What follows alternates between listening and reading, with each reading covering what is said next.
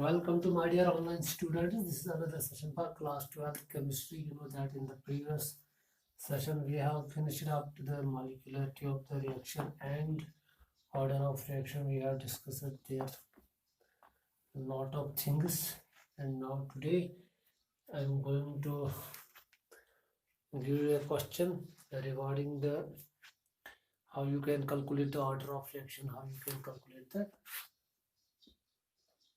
class 12 chemistry.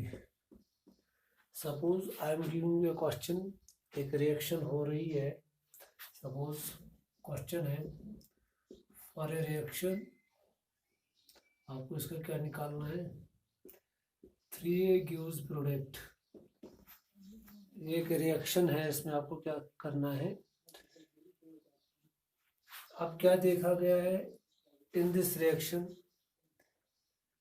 it is found that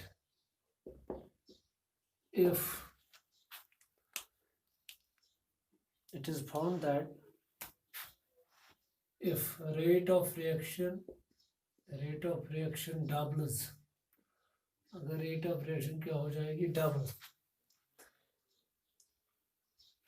It is found that if, सीधे हम लिखेंगे, it is found that rate of reaction doubles if the concentration of the reactant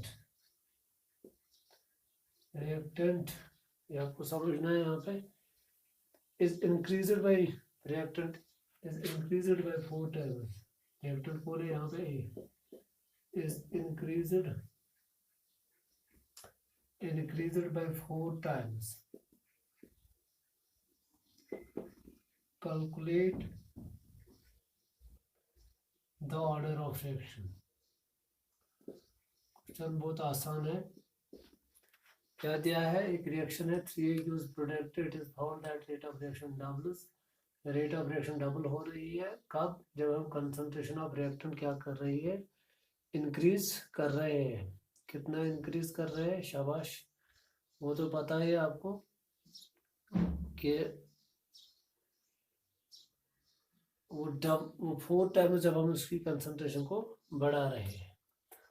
अगर हम यहाँ पे लिखेंगे general rate, अगर मैं लिखूंगा यहाँ पे रेट किसके बराबर होती है, शाबाश, वो तो पता है कि concentration to the power n, क्योंकि हमें n ही निकालना है, तो वो तो हमें पता ही नहीं है. और आपको क्वेश्चन में क्या है, जब कंसंट्रेशन कितनी है, जब A है कंसंट्रेशन, जब हम A कंसंट्रेशन मान के चलते हैं, कंसंट्रेशन इसकी, शाबाश, रिएक्टेंट की कंसंट्रेशन हम क्या मान के चलेंगे, A, तो रेट क्या होगी उस टाइम, R1 उस टाइम किसके बराबर होगी, शाबाश, K A to power n. ये होगी उस टाइम क्या, शाबाश, रेट. मगर ये पहली इक्वेशन है. अब क्या बताया गया, ये एक रिएक्शन है, क्योंकि अब आप बताओगे आपने n के बदले 3 क्यों नहीं लिखा, क्योंकि हमें ऑर्डर निकालना है. जब भी ऑर्डर बताया जाए, दैट मीन्स उसका स्टोइकियोमेट्रिक कोएफिशिएंट का ऑर्डर नहीं हो सकता है. अब सवाल है, अब क्या किया गया है, शाबाश, अब A को कितना किया गया है, 4A. A की कंसंट्रेशन कितनी बनाई गई है, 4A. अब हमें क्या निकालना है, शाबाश, तो उस टाइम जो रेट है, रेट R1 कितना बन जाता है उस टाइम, 2 R1. जब आप कंसंट्रेशन A कितना लेते हो, शाबाश, 4 टाइम्स, R1 कितना बन जाता है, 2 R1. तो रेट क्या बन जाएगी, जो हम कहेंगे यहाँ पे, हम ये लिख सकते हैं, जो रेट है R1, वो क्या बन सकती है, शाबाश, वो 2 R1 बन सकती है उस टाइम. क्योंकि मैंने पहले आपको बताया, जब A की कंसंट्रेशन में 4 टाइम्स की, रेट कितनी बन गई पहले से, शाबाश, दुगनी, डबल हो गई. तो रेट दुगनी रेट जब बन जाएगी तो k किसके बराबर आएगा 4 to the a to the power क्या शाबाश n। ये है सेकंड इक्वेशन। हमें क्या निकालना है शाबाश, हमें तो निकालना है ऑर्डर ऑफ रिएक्शन। हम क्या करेंगे, हम इक्वेशन फर्स्ट को डिवाइड करेंगे इक्वेशन सेकंड से। डिवाइड ऐसे ही ये क्वेश्चन करने पड़ते हैं, divide equation first by equation second. तो वो क्या आएगा r1 divide by 2s r1 equal to शाबाश k a to power n divide by k 4a to power n। अगर आप देखोगे तो यहाँ पे क्या आ जाएगा, r1 कैंसल, तो यहाँ पे 1/2 equal to k cancel a cancel, तो यहाँ पे क्या आ जाएगा 1/4 टू द पावर n। तो अब सवाल है, क्योंकि यहाँ का साइड 1/2 है, यहाँ का side 1/4 to the power n है। अब आपको देखना, क्योंकि हमें n ही निकालना है, ऑर्डर निकालना है, तो यहाँ पे हमें अब देखना है हम इस 1/4 को किस पावर से यहाँ पे रेज करेंगे ताकि ये 1/4 क्या बन जाए 1/2। अगर आप देखोगे तो यहाँ पे क्या हो जाएगा 1/2 1/4, अगर आप इसका क्या करोगे 1/2, तो ये क्या बन जाएगा, तो ये भी बन जाएगा क्या 1/2। तो 1/2 इक्वल टू 1/2। दैट मीन्स जो यहाँ पे आपने पावर किया उसकी वजह से ये इक्वेट हो गया। दैट मीन्स जो आपने पावर किया वही इस रिएक्शन का क्या ऑर्डर होगा। तो ऑर्डर क्या आएगा इस रिएक्शन का, तो आप खुद निकाल सकते हो। और एन क्या आ गया इसका 1/2। तो आप अब लिख सकते हो जो ऊपर रिएक्शन है इसकी रेट क्या आ जाएगी a to power 1/2 as per the procedure, as per the procedure. इस तरह से आप ये क्वेश्चन कैलकुलेट कर सकते हो। तो बहुत सारे क्वेश्चंस आपको ऐसे ही मिलेंगे, तो अब आपको ये क्वेश्चंस करने हैं। कैसे करने हैं मैंने आपको एक सिंपल सा तरीका बताया कैसे क्या करना है। अब इसके बाद जो क्वेश्चन आएंगे इस लिहाज के जितने भी क्वेश्चंस आपको आएंगे, चाहे वो टेक्स्ट से पूछे जाए या कोई किसी और अंदाज से पूछे जाए, तो आपको ये क्वेश्चन करने हैं। तो मेन चीज है आपको ये चीजें आनी चाहिए।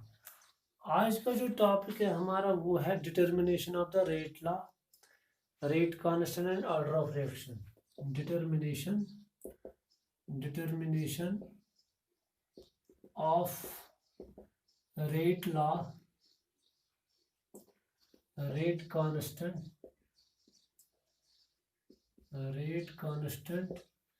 एंड ऑर्डर ऑफ रिएक्शन, ये है हमारा अगला टॉपिक, ऑर्डर ऑफ रिएक्शन।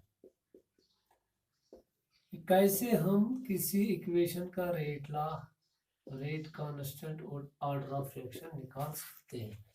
इसके लिए बहुत सारे तरीके हैं। सपोज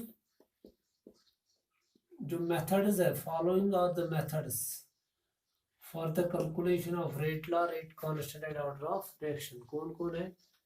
पहला ये ग्राफिकल मेथड,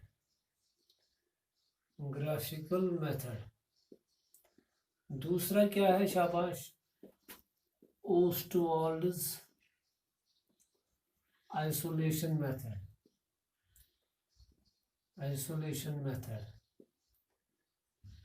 तीसरा क्या है शाबाश initial rate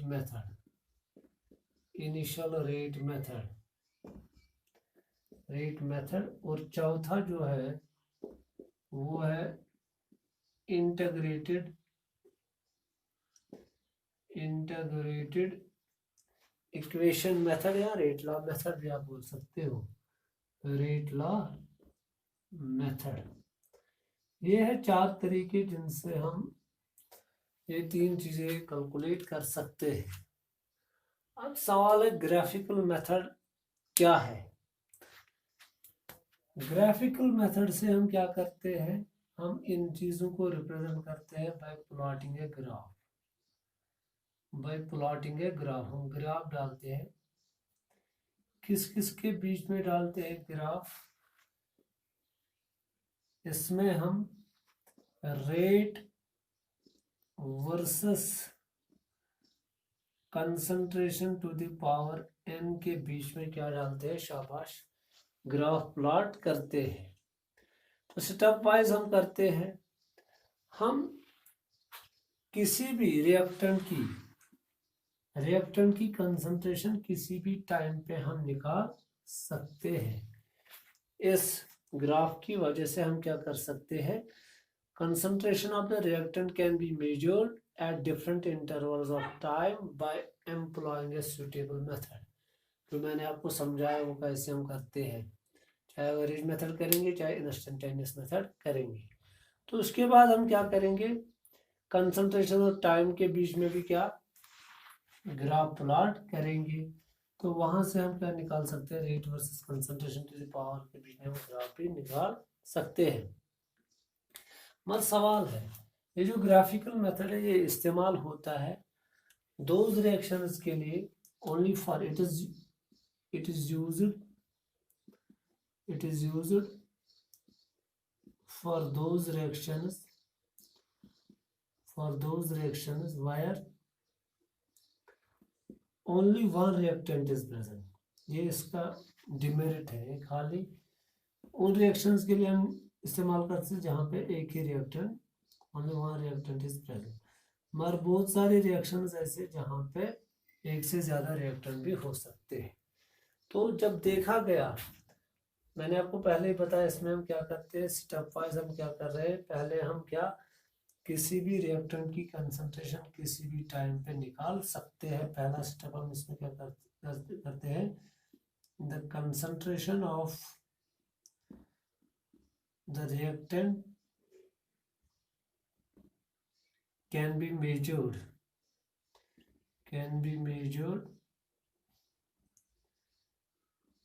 at any time interval,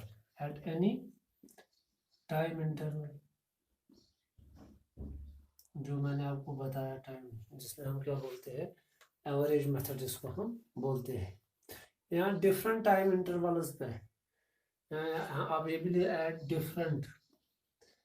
different time intervals पे आप क्या निकाल सकते हो? क्या कि एक रिएक्टेंट की कंसंट्रेशन कितनी खर्च हो गई है इस टाइम इंटरवल के बीच में। इसके अलावा आप क्या कर सकते हो? आप कंसंट्रेशन दूसरा बाय प्लॉटिंग ग्राफ्स